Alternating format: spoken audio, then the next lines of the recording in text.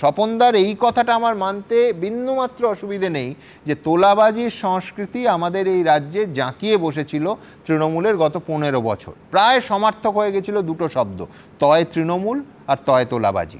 পরিস্থিতি এমন জায়গায় পৌঁছেছিল যে সিন্ডিকেটের তোলাবাজির হাত থেকে নিষ্কৃতি পায়নি এলগিন রোডের নেতাজি ভবনও।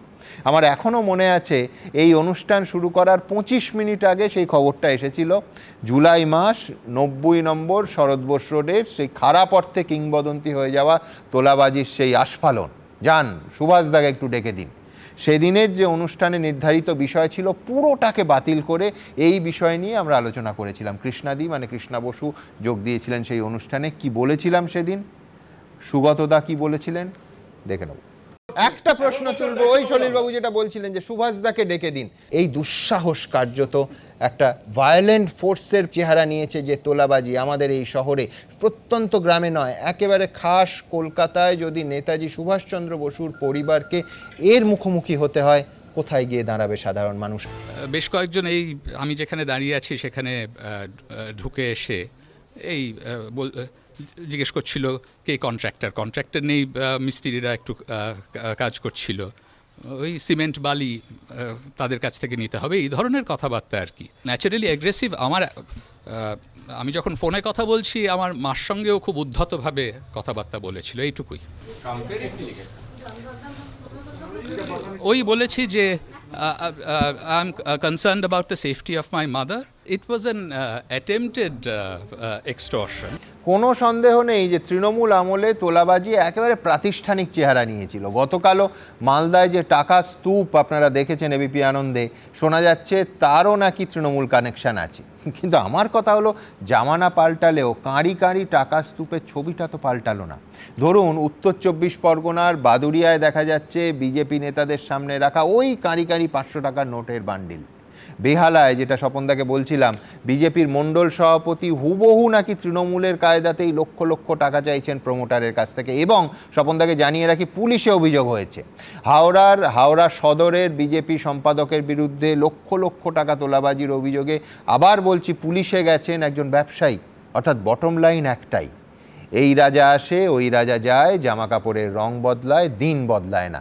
তাহলে আমরা কি এটা ধরে নেব যে বীরেন্দ্র চট্টোপাধ্যায় এখনও প্রাসঙ্গিক? বিশ্বনাথ দা শুনুন, আমার খারাপ লাগছে এই কারণে যে এত তাড়াতাড়ি এই তোলাবাজি নিয়ে কথা বলতে হচ্ছে, এবং কখন বলতে হচ্ছে যখন মুখ্যমন্ত্রী চেষ্টা করছেন এ রাজ্যে শিল্প আনতে। আপনার স্টুডিওতেই গত সপ্তাহে আমি বলেছিলাম যে বহুদিন পরে শিল্প নিয়ে কথা বলছি, বিনিয়োগের একটা চেষ্টা মুখ্যমন্ত্রী করছেন, একাধিক জায়গায় শিলান্যাস হয়েছে, কারখানা সম্প্রসারণের উদ্যোগ নিয়েছেন, একটা রাজ্যে বেকারত্ব দূর করবার একটা উদ্যোগ অন্ততপক্ষে শিল্পায়নের মধ্যে ঘটছে। কিন্তু এই শিল্পায়ন কি করে হবে যদি তোলাবাজি চলে? এই শিল্পায়ন কি করে হবে যদি আগের মানে তৃণমূল কংগ্রেসের যে তোলাবাজি সংস্কৃতি ছিল সেটাই যদি বজায় থাকে? তাহলে আমি তো বলবো যে মানে আশা দেখছি শিল্পায়ন নিয়ে, কর্মসংস্থান নিয়ে, আমার তো সেই আশা অল্প সময়ের মধ্যে মনে হয় বিলীন হয়ে যেতে পারে। আমি প্রশ্ন রাখতে চাই সুমনদা, এটা কিন্তু দিলীপ ঘোষ 6 মাস দিচ্ছেন সময়, বা শ্রমিক 15 দিন সময় দিচ্ছেন, এটাই কিন্তু আমার ভয়ঙ্কর ভয়ের জায়গা। একদিনও কেন সময় দেওয়া হবে? যারা তোলাবাজি করছে এই মুহূর্তে তাকে অ্যারেস্ট করতে হবে এবং পুলিশকে দিয়ে অ্যারেস্ট করতে হবে। সেটাই তো জিরো টলারেন্স, মানে তো তাই, একদম তাই। মানে আপনি 6 মাস, দিলীপ ঘোষ বলছেন 6 মাস সময় দেখুন, আপনারা শ্রমিক বলছে মানে 15 দিন দেখুন। আমার প্রশ্ন, ইমিডিয়েটলি আপনারা কেন মানে পুলিশ প্রশাসন অ্যাক্ট করে তার যারা চাইছেন মানে তোলা চাইছেন তাদেরকে অ্যারেস্ট করুক? এটা কেবলমাত্র রাজ্য স্তরের নেতারা বলছেন তা নয়, মানব গুহ তাদের একজন এমএলএ ভিডিও করে বলছেন বা প্রেস কনফারেন্স করে বলছেন এই অঞ্চলের তোলাবাজি হয়েছে। এই মানে তোলাবাজির কথা তো জিতেন একদম দেখাবো এই অনুষ্ঠানে। মানে আমি বলছি যে ধারাবাহিকভাবে বিজেপির লোকরা বলছে যে কিভাবে এক্সটর্শন হচ্ছে। কিন্তু এটা কিন্তু বুঝতে হবে সুমনদা, এই কালচারটা কিন্তু অ্যাকচুয়ালি প্রমোট করছে কিন্তু নরেন্দ্র মোদী, অমিত শাহরা। কেন আমি বলছি এই কথাটা?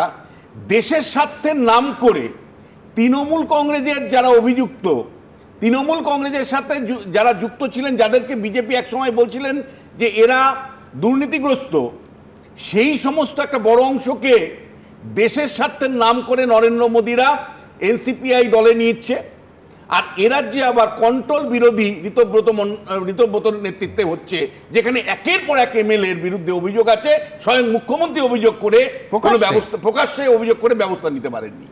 তাহলে, এবং এটা শুধু পশ্চিমবাংলার ক্ষেত্রে ঘটেছে তা নয়, আপনি মহারাষ্ট্রে যান, একইভাবে দুর্নীতিগ্রস্ত নেতাদেরকে বিজেপি নিয়েছে। আপনি রাজস্থানে যান, আপনি আসামে যান, সমস্ত দুর্নীতিগ্রস্ত বিভিন্ন দলের যারা নেতা তাদেরকে বিজেপি দলের মধ্যে নিয়েছে, সংখ্যা বাড়িয়েছে, কাউকে মুখ্যমন্ত্রী করেছে, কাউকে বিভিন্ন দায়িত্ব দিয়েছে। তাহলে দুর্নীতি মানে এটা ঠিক যে বাজপেয়ী দুর্নীতির সাথে আপোষ না করে, কারোর সাথে আপোষ না করে এক ভোটে হেরে গেছিলেন, কিন্তু তারপরেও মেরুদণ্ড সোজা রেখেছিলেন। নরেন্দ্র মোদী 303টা আসন পেতে পারেন, অনেকবার ক্ষমতা দখল করতে পারেন, কিন্তু বাজপেয়ীর মতন নীতি নৈতিকতা রেখে কিন্তু বিজেপি দলটা পরিচালনা করছেন না। তিনি যে দুর্নীতির উপর ভিত্তি করে বা দুর্নীতিকে আশ্রয় বলে যাদেরকে দাগাচ্ছেন, তাদেরকেই দলের মধ্যে নিয়ে তিনি বিজেপির শ্রীবৃদ্ধি করছেন। বাজপেয়ী কিন্তু সেদিন করেনি, আমি আপনাকে মনে করতে চাই। দ্বিতীয় যে বিষয়টা, সেটা হলো যে তোলার একটা সাপ্লাই লাইনও পশ্চিমবাংলায় আছে, এটা ফ্যাক্ট। আমরা যেমন নেতাদের কথা বলছি সুমনদা, একই সাথে আপনাকে বলতে চাই যে এ রাজ্যে একটা কালচার হয়ে গেছে।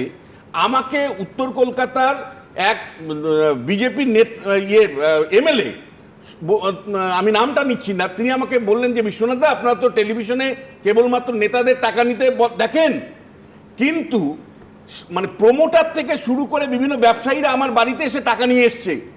আমি বললাম টাকা নিয়ে এসছেন কেন? বলেন না, এটা আপনি পান, আপনারা তো এমএলএ, আপনারা পান। মানে এমএলএরা পায়, তার মানে এরা টাকা, এই প্রমোটার থেকে শুরু করে বিভিন্ন ব্যবসায়ীরা গিয়ে বিজেপি নেতাদের টাকা দিতে চাইছে যে তার বিনিময়ে তার ব্যবসাটা যাতে নিশ্চিন্ত থাকে, তার বিনিময়ে তিনি জানি পুলিশের প্রোটেকশনটা পায়। এবং এখানে আমি প্রশ্ন তুলতে চাই যে মানে আপনারা নেতাদের দুর্নীতির দিকে তাকাচ্ছেন, কিন্তু তৃণমূলের আমলে যে সমস্ত পুলিশ আধিকারিক, যে সমস্ত আইএস অফিসাররা বা ডাব্লিউবিসিএস অফিসাররা যারা দুর্নীতিকে প্রশ্রয় দিয়েছে, আশ্রয় দিয়েছে, তারা তুলেছে, তাদের বিরুদ্ধে কয়টা ব্যবস্থা নেওয়া হয়েছে? তাদের বিরুদ্ধে তো বহু জায়গায় ব্যবস্থা নেওয়া হয়েছে। এমনকি আমি আপনাকে বলছি, এমনকি এই কথাটাও মানে ব্যবসায়ীদের বলা হচ্ছে, আপনি তো তৃণমূলের আমলে 2 লাখ টাকা দিতেন, এখন দিতে আপনার অসুবিধে কোথায়? তৃণমূলের আমলে আপনি তো 2 লাখ টাকা দিয়ে অভ্যস্ত ছিলেন, আজকে হঠাৎ করে আপনি অস্বীকার করছেন কেন দিতে? তার মানে আপনি বুঝতে পারছেন তো যে আধিকারিকদের উপরে যদি সরকার কোনো ব্যবস্থা না নিতে পারে, তাহলে কিন্তু দুর্নীতি কিন্তু কন্টিনিউ চলবে। আমি প্রশ্ন রাখতে চাই, যে নেতারা আজকে দুর্নীতির বিরুদ্ধে কথা বলছেন, সেই নেতাদের কিন্তু ডায়াসে আমি যাদের দেখতে পাচ্ছি, তাদের অতীতে মানে তৃণমূল আমল থেকেই কিন্তু তাদের বিরুদ্ধে কারোর বিরুদ্ধে, তারা আজকে এমএলএ হতে পারেন, তারা কোনো বড় পদেও চলে যেতে পারেন, কিন্তু তাদের বিরুদ্ধে কিন্তু টাকা হাতানোর অভিযোগ আছে, তারা জেলও কেউ খেটেছেন। ফলে আপনি জেল খাটা লোককে মঞ্চে নিয়ে ভাষণ দিবেন যে দুর্নীতিমুক্ত হবে বা তোলাবাজি বন্ধ হবে, সেটা কিন্তু হবে না। ভাষণের থেকেও কিন্তু আমরা চাই কার্যকারী উদ্যোগ।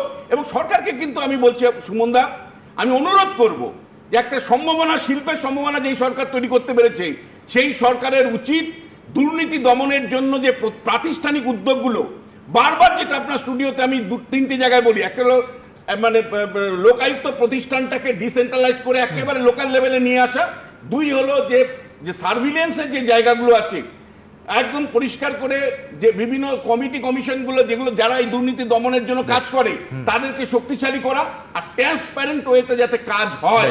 এবিপি আনন্দ, এগিয়ে থাকে, এগিয়ে রাখে।